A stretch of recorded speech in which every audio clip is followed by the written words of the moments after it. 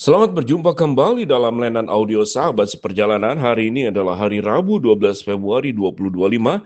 Tema renungan saat teduh kita dengan judul Yusuf dari Arimatea. Firman Tuhan terambil dalam Yohanes 19 ayat ke-38 sampai dengan ke-42. Saya bacakan sebagian. Sesudah itu Yusuf dari Arimatea, ia murid Yesus tetapi sembunyi-sembunyi karena takut kepada orang Yahudi, meminta kepada Pilatus supaya diperbolehkan menurunkan mayat Yesus. Dan Pilatus meluluskan permintaannya itu, lalu datanglah ia dan menurunkan mayat itu. Juga Nikodemus datang ke situ. Dialah yang mula-mula datang pada waktu malam kepada Yesus. Ia membawa campuran minyak mur dan minyak gaharu, kira-kira 50 kati beratnya. Mari kita berdoa.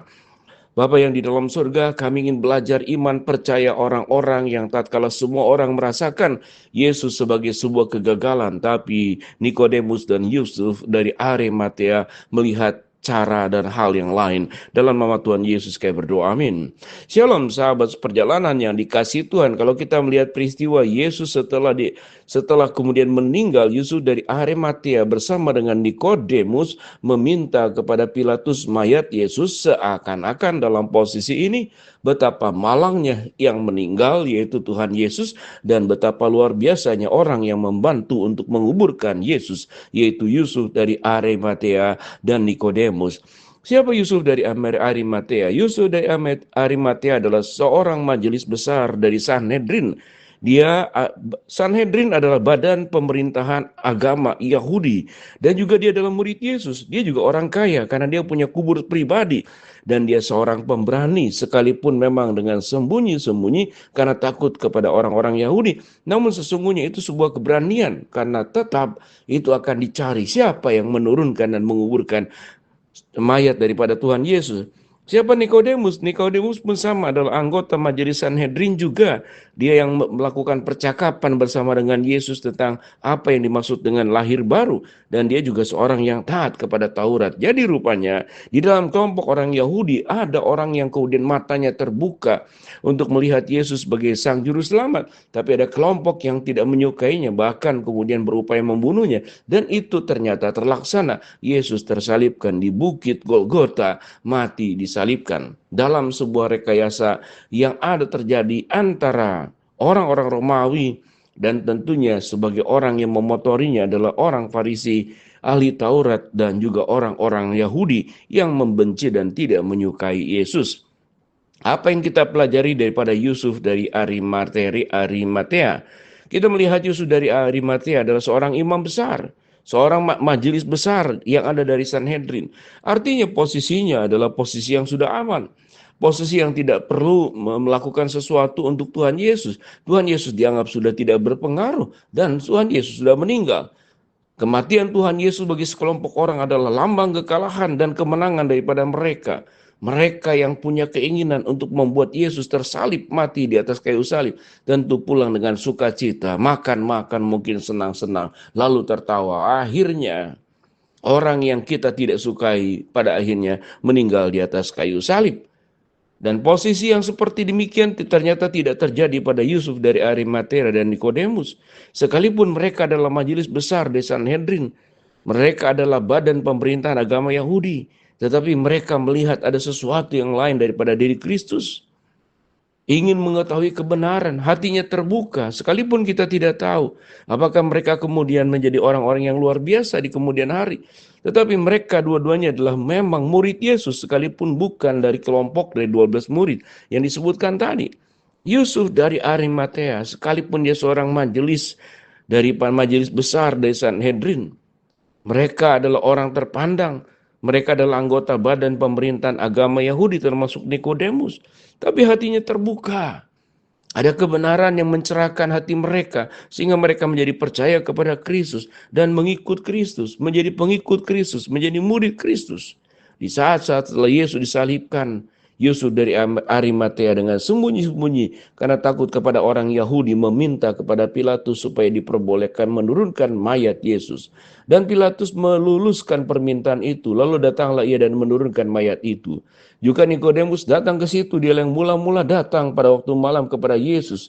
Ia membawa campuran minyak mur dengan minyak gaharu kira-kira 50 kati beratnya.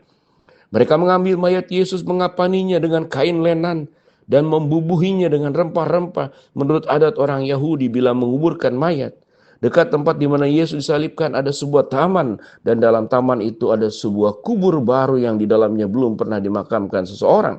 Karena hari itu adalah hari persiapan orang Yahudi, sedang kubur itu jauh letaknya, dan mereka meletakkan mayat Yesus ke situ. Sahabat seperjalanan, pada saat Yesus mati, maka yang mengurusnya adalah Yusuf dari Arimatea dan Nikodemus. Namun Yusuf dari Arimatea dan Nikodemus juga padanya akan meninggal. Meninggalnya Yesus dan matinya Yesus untuk menyelesaikan sesungguhnya adalah kematian-kematian setiap kita masing-masing. Hanya dengan kematian Kristus, seluruh persoalan kematian kita ada dua perkara, yaitu kematian jasmani. Yang kedua adalah kematian secara rohani. Kematian jasmani pada akhirnya Tuhan gantikan, diberikan tubuh kebangkitan yang baru. Kematian rohani, yaitu kita akan mengalami yang seharusnya kalau tanpa Yesus disalibkan, tanpa Yesus menyelamatkan, tanpa Yesus menebus, tanpa Yesus ada di Golgota, kita akan mati binasa dalam perapian yang kekal, kematian yang kekal, dan api yang menyala-nyala. Kematian Yesus menyelesaikan satu kematian tubuh fisik yang Tuhan akan gantikan nanti dengan tubuh kebangkitan yang baru. Yang kedua adalah kematian secara rohani. Keterpisahan karena dosa kita yang siogianya kita masuk dalam kebinasaan, kematian kekal. Tapi Tuhan menggantikan menjadi sebuah kehidupan kekal yang indah yang disiapkan untuk setiap kita masing-masing. Apa yang harus kita lakukan sebagai orang-orang percaya menyikapi kematian? Pertama, mensyukuri bahwa Yesus, karena Yesus mati, dosa kita pun dimatikan. Kita mensyukuri. Di dalam kematian Yesus, Yesus bangkit, dan kebangkitan itulah yang memberikan sebuah jaminan jaminan yang pasti suatu hari kelak nanti kita pun akan dibangkitkan. Apa yang harus kita syukuri? Biarlah kita pun mengalami sebuah kebangkitan tidak hanya pada saat nanti setelah meninggal, tapi kehidupan kita di dalam dunia ini mengalami kebangkitan.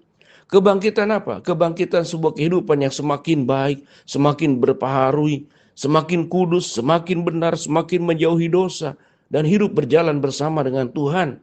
Biarlah kita menjadi orang yang hidup tidak hanya secara jasmani, tapi mengalami sebuah kehidupan baru, sebagai manusia baru yang hidup mengalami perubahan demi perubahan yang semakin baik, di mana Kristus dimuliakan lewat hidup kita, Kristus ditinggikan lewat perkataan, ucapan kita, tindakan kita, pikiran kita, perasaan kita, seluruh aspek hidup yang kita lakukan, yang kita jalani, itu Tuhan dimuliakan. Apapun peranan kita, baik dalam keluarga, baik di masyarakat, baik di gereja, maupun di mana kita berada, biarlah seperti Paulus dikatakan, kemanapun aku pergi, aku senantiasa membawa kematian Kristus di dalam diriku, supaya setiap kita masing-masing mati di dalam segala dosa-dosa kita, dan kita hidup di dalam kehidupan yang dipenuhi dengan Roh Kudus, mengalami perubahan hidup di mana kita menjadi terang dan garam dan menjadi surat terbuka Kristus kepada dunia ini, sehingga ada banyak orang bisa datang percaya kepada Kristus karena kita mengalami kematian Kristus, di mana Kristus mati dan kita mengalami kematian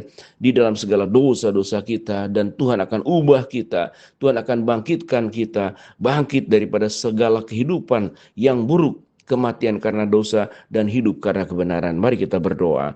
Bapa dalam surga, terima kasih buat kebenaran firman yang kami pelajari. Hamba berdoa buat sahabat seperjalanan yang sedang sakit, Tuhan jamah sembuhkan. Sahabat seperjalanan yang sedang menghadapi masalah, Tuhan bukakan jalan. Sahabat seperjalanan yang sedang berdoa mengharapkan sesuatu, Tuhan kabulkan dengan cara dan waktu Tuhan yang terbaik. Di dalam nama Tuhan Yesus kami berdoa. Amin.